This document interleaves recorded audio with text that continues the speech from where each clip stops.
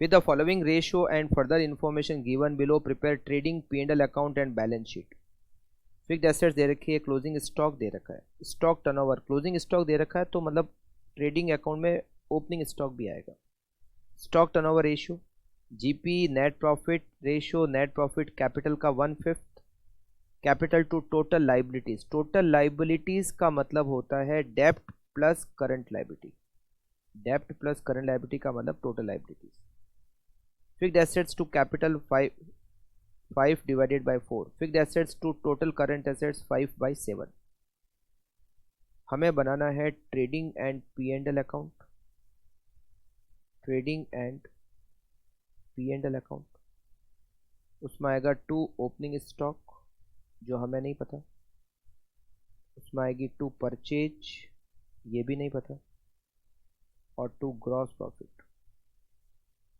इधर आएगा by sales और by closing stock. Closing stock हमें पता है इट इज 4 लाख। फिर हम इस जीपी को आगे लेंगे, बाई ग्रॉस प्रॉफिट, यहाँ लिखेंगे 2 ऑपरेटिंग एक्सपेंसेस, और कुछ एक्सपेंसेस जैसे इंटरेस्ट या टैक्स कुछ भी नहीं है तो 2 नेट प्रॉफिट। ऐसे बनेगा हमारा trading and P&L। Balance sheet, balance sheet में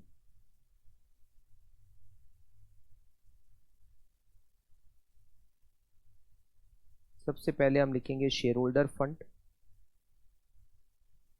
और यहां पर डेब्ट भी आएगा।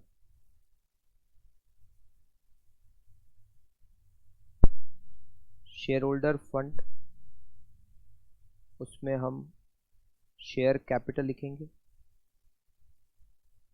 और रिजर्व एंड सरप्लस भी लिखेंगे। डेब्ट आएगा और करंट लाइबिलिटीज होगी।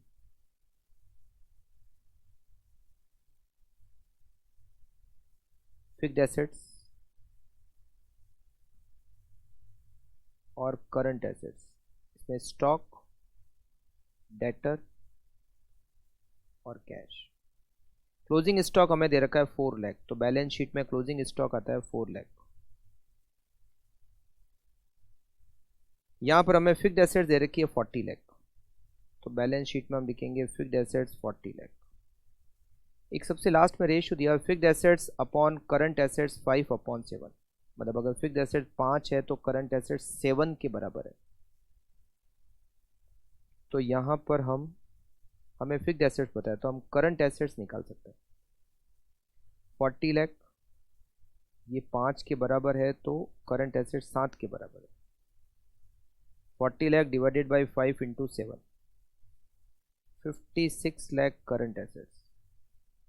तो यहाँ लिखेंगे 56 लाख करंट एसेट्स। तो बैलेंस शीट की टोटल हो गई 96 लाख, इधर की भी टोटल 96 लाख। सेकेंड, फिर हमें क्वेश्चन में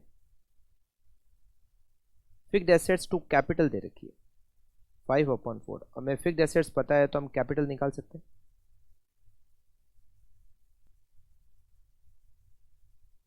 fixed assets divided by capital, 5 divided by 4। Fixed assets पता है 40 लाख है, तो कैपिटल, कैपिटल का मतलब है शेयर होल्डर फंड। यहाँ पे capital equals to 40 lakh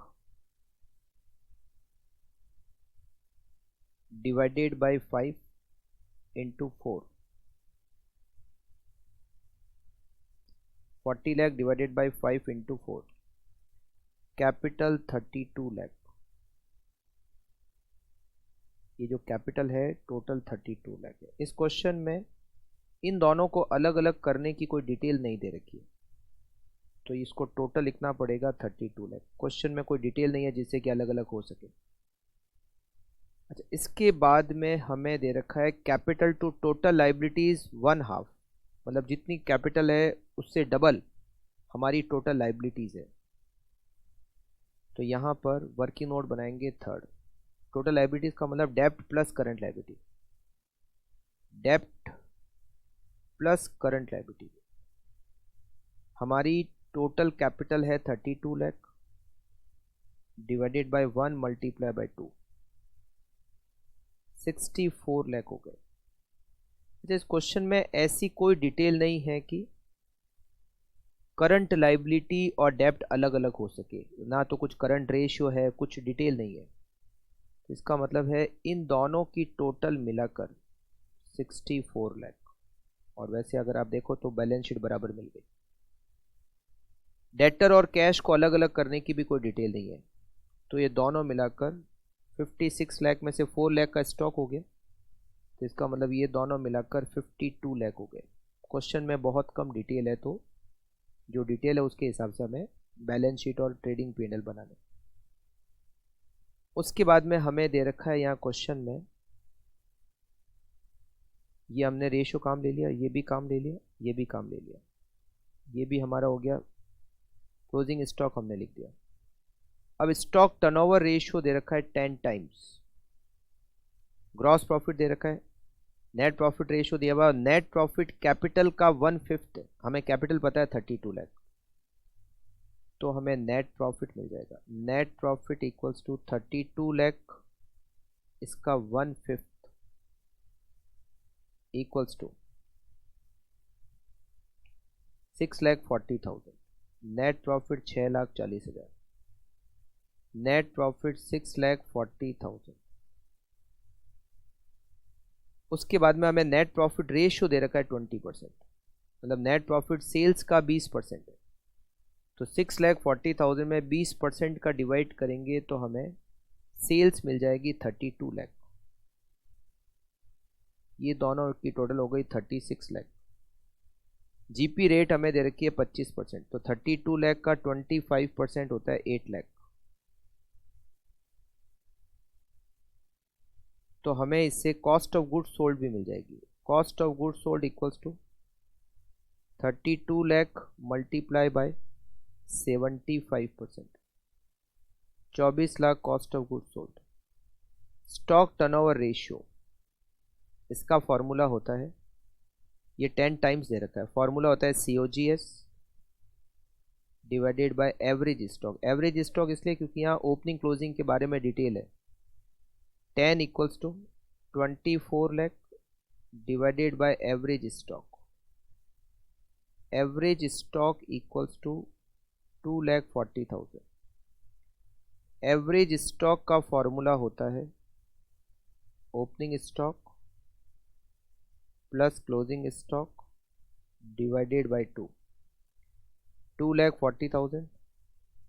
opening stock हमें क्वेश्चन में नहीं दे रखा, बट हमें क्लोजिंग स्टॉक दे रखा है 4 लाख डिवाइडेड बाय 2, तो हम इससे ओपनिंग स्टॉक निकाल लेंगे। ओपनिंग स्टॉक जब कैलकुलेट करोगे तो आएगा 80,000। ओपनिंग स्टॉक 80,000, तो परचेज बैलेंसिंग फिगर आ जाएगी। इधर लिखेंगे 36 लाख, 36 लाख माइनस 8,80,000, 27 लाख 20,000। जीपी को लिखते हैं यहाँ पर आगे 8 लाख। नेट प्रॉफिट पता है 6,40,000, तो ऑपरेटिंग एक्सपेंसेस बैलेंसिंग फिगर 1,60,000।